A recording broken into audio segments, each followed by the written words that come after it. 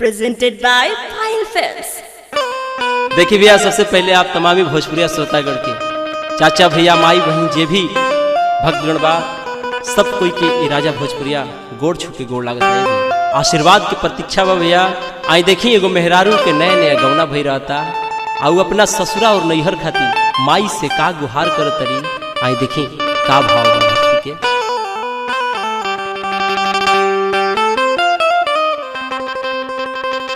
अरे बनल रहो नाई हरमाए माई, अरे बनल रहो ससुरवा, आहे हे बरवा, अरे दिहतुए माई चमके मांगी के से नूरवा।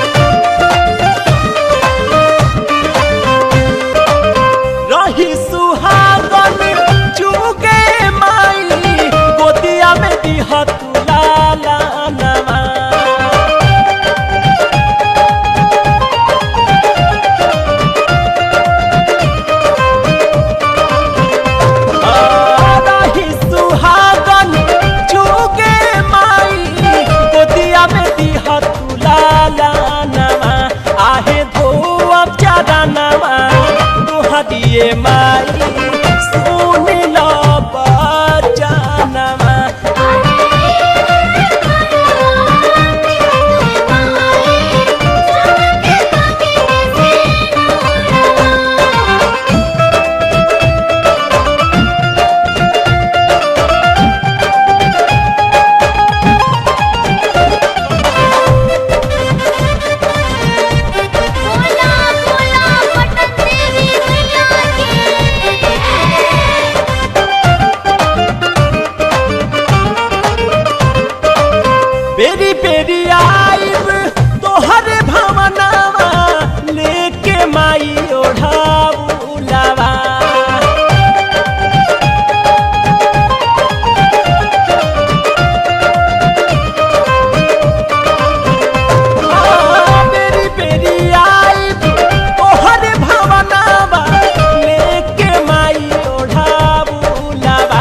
आदे राजा गाई गाई तोहरे भजनवा